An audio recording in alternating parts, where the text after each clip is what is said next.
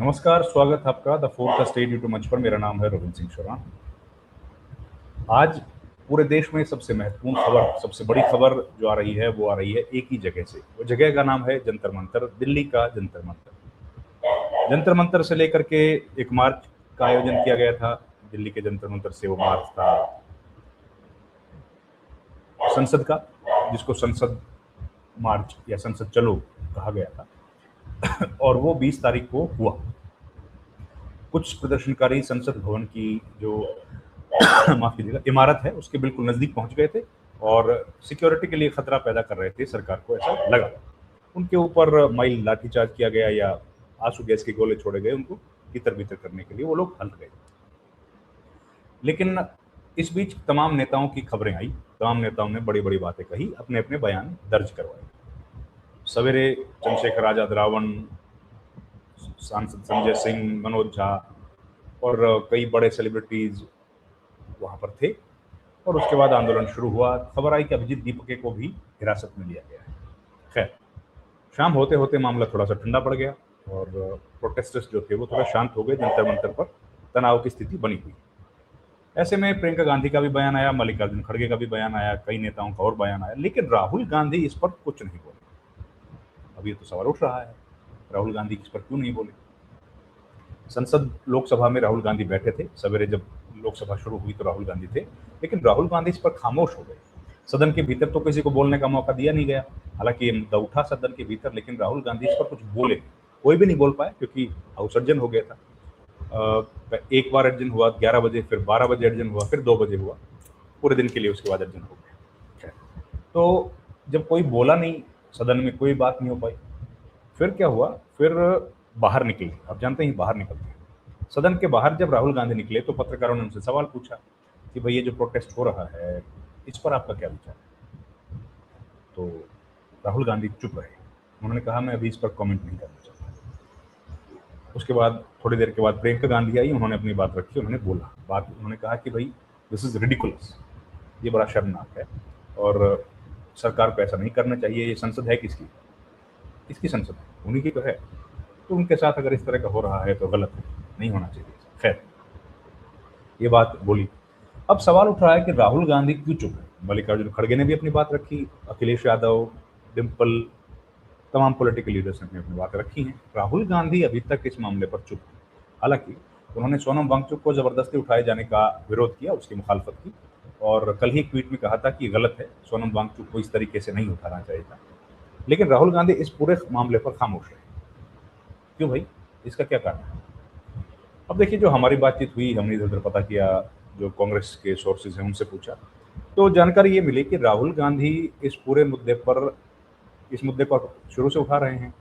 छात्रों का मुद्दा राहुल गांधी ने सबसे ज्यादा उठाया है। छात्रों की गूंज नाम का एक प्रोग्राम वो कर रहे हैं, जिसकी शुरुआत उन्होंने लोकसभा अध्यक्ष ओम बिरला के लोकसभा क्षेत्र से की थी। उसके बाद देहरादून में गए और देश भर में छात्रों की गूंज नाम का प्रोग्राम जो है वो चल रहा है।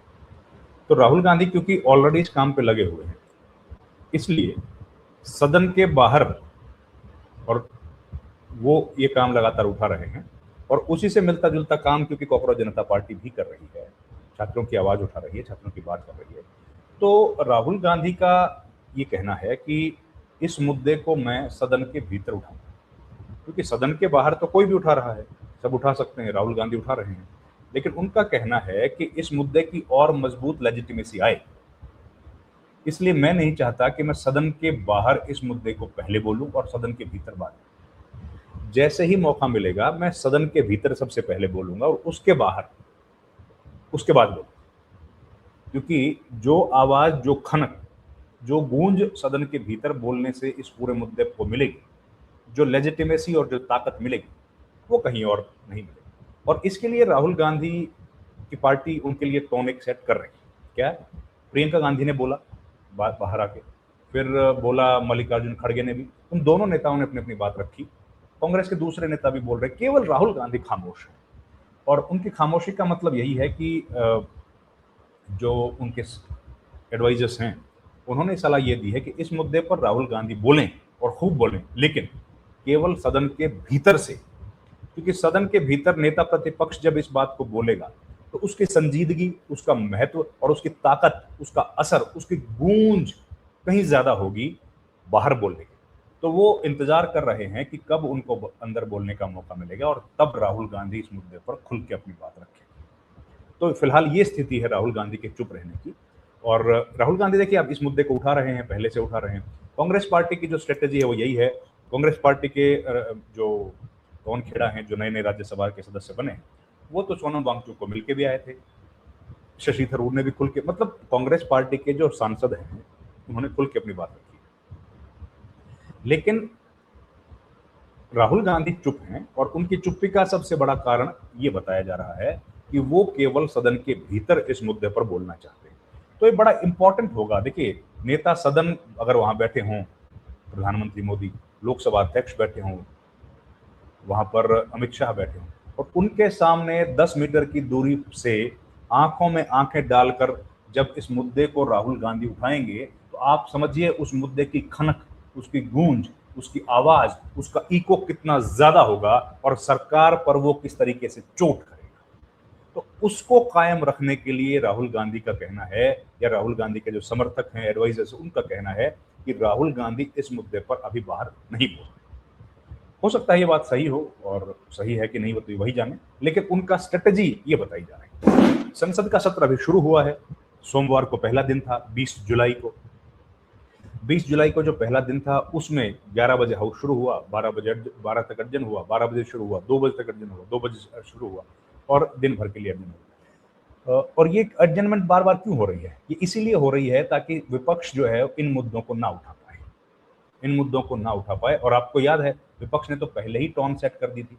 विपक्ष की तरफ से लोकसभा में, कांग्रेस की तरफ से लोकसभा और राज्यसभा दोनों में स्थगन प्रस्ताव दिया गया। एक में मनीष तिवारी ने दिया और एक में रणदीप सुरजेवाला ने दिया। राज्यसभा में रणदीप सुरजेवाला ने दिया, लोकसभा में मनीष तिवारी ने दिया। और उन्होंने, एक ने कहा कि भाई ये जो बिल लेके आया जा रहा है, 30 दिन में सांसदों को, ये चीफ मिनिस्टर को हटा देने वाला अगर जेल चले गए तो एक वो, और दूसरा राज्यसभा में राम मंदिर में जो दान चोरी हुई उसको लेकर के स्थगन प्रस्ताव। स्थगन प्रस्ताव ये होता है कि भाई सारा काम रोक दो, जो 0 आवर है, क्वेश्चन आवर है, उसको सस्पेंड कर दो और इस मुद्दे पर विशेष तौर पर चर्चा करो। हालांकि ये चर्चाएं होती नहीं हैं, इन पर डिस्कशन नहीं किया जाता है, क्योंकि इस तरह के कई सारे नोटिस प्राप्त होते हैं सभापति को और लोकसभा अध्यक्ष दोनों को, लेकिन उस पर चर्चा नहीं होती। खैर, लेकिन छात्रों का जो मुद्दा है, ये कांग्रेस पार्टी इस मुद्दे को अपने हाथ से जाना नहीं देना चाहती है। वो चाहती है कि कांग्रेस पार्टी ही इस पूरे मुद्दे को उठाते हुए मजबूती से दिखाई दे, और इसी के लिए कांग्रेस पार्टी अभी प्रयास करते हुए दिख रही है। उनका यही कहना है कि हम लोग इस मुद्दे को उठाएं और सदन के भीतर उठाएं, और सदन के भीतर जब उठाएंगे तब हम लोग जंतर मंतर के लोगों की भी बात रखेंगे, तब हम लोग सोनम वांगचुक के समर्थन की भी बात कहेंगे, और तब हम लोग बात कहेंगे कॉकरोच जनता पार्टी के बारे में। हालांकि बहुत तीखी टिप्पणी की है प्रियंका गांधी ने इस पूरे मसले पर। उन्होंने कहा है कि ये रिडिकुलस है, ये बात उन्होंने कही है। तो पूरा घटनाक्रम इस वक्त जो है वो राहुल गांधी की तरफ धीरे धीरे इसीलिए शिफ्ट हो रहा है कि सब लोग अब जानना चाहते हैं कि राहुल गांधी का इस पूरे मुद्दे पर क्या है। हालांकि राहुल गांधी ने ट्वीट कर दिया था, उसके बाद वो लगातार ये कह रहे हैं कि एक कैसा स्कैम है पेपर लीक करना, पेपर पर कितना ज्यादा खर्चा होता है एक आम छात्र का। तो ये तमाम बातें राहुल गांधी ने कही हैं। अब जो कहानी है, जंतर मंतर से जो सूचनाएं, खबरें आ रही हैं, वो ये है कि वहां पर हल्का बल प्रयोग किया गया है। कई वीडियो ये सामने आए हैं और भीड़ जबरदस्त हो गई। शायद इस बात का अंदाजा नहीं रहा होगा, न पत्रकारों को रहा होगा, न आयोजकों को रहा होगा, न प्रदर्शनकारियों को रहा होगा, हो सकता है सरकार को भी ना रहा हो। इस बीच ये भी खबर आई कि सरकार ने बुलाया है, कॉकरोच जनता पार्टी के प्रतिनिधियों को बुलाया, जेपी नड्डा ने उनसे मुलाकात की, बात की, और उसके बाद धर्मेंद्र प्रधान को भी अमित शाह ने बुलाया, उनसे बातचीत की, तलब किया उनको। तो तमाम घटनाएं इस वक्त हुई। बस उम्मीद यह है कि इसका नतीजा क्या निकलेगा, इसको लीडरशिप कौन देगा, ये तमाम बातें हैं जिनका इंतजार इस वक्त किया जा रहा है। लेकिन कुल मिलाकर सरकार इस वक्त झुकी हुई दिख रही है, या फिर सरकार ऐसे झुकी हुई दिखना चाहती है ताकि संदेश दिया जा सके कि वो एक संवेदनशील सरकार। ये तमाम सवाल हैं जिन सवालों पर सबकी नजरें हैं। देखते हैं। इस वीडियो में इतना ही दोस्तों। आपसे गुजारिश है हमारे चैनल को लाइक करें, शेयर करें, सब्सक्राइब करें। आपका बहुत बहुत धन्यवाद। Thank you very much. नमस्कार।